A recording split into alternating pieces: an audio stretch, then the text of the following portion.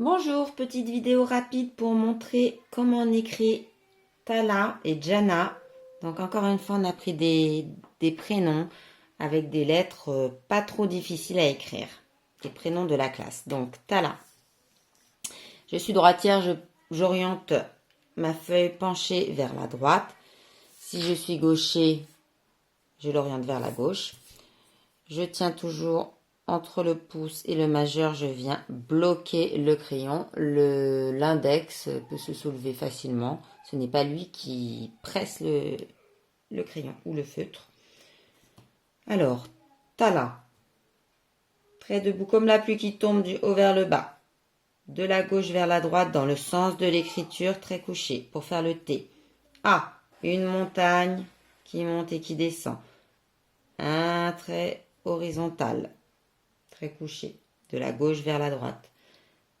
L, comme la pluie qui tombe du haut vers le bas, puis de la gauche vers la droite pour un trait horizontal.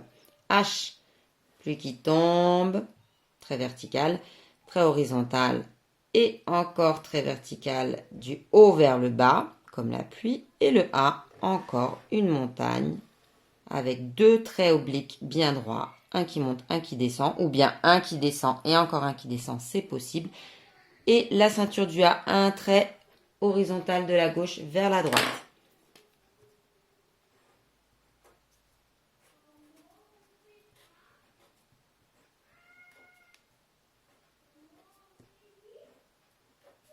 Voilà le sens des lettres.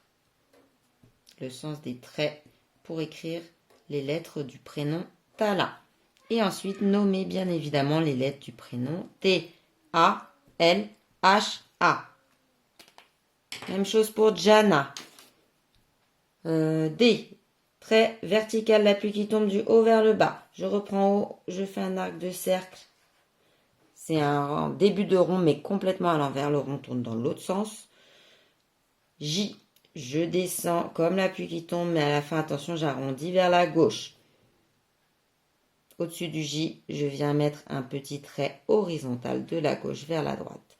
A. Montagne, on le voit souvent, le A. Ceinture du A de la gauche vers la droite, c'est un trait horizontal. N. Pluie qui tombe, trait vertical.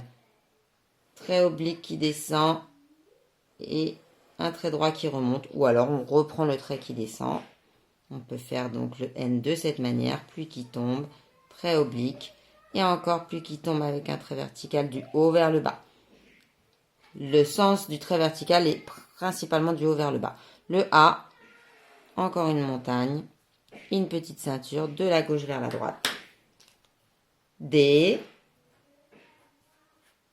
J, d'abord on descend, ensuite le chapeau. A, N,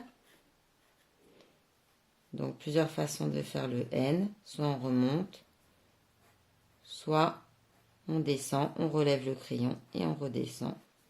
A, montagne, pareil, plusieurs façons de faire le A. On peut également partir du haut et faire deux traits obliques qui descendent. Il faut alors lever le crayon. D, J, A, N, N, A. Voilà, à vous de jouer les enfants.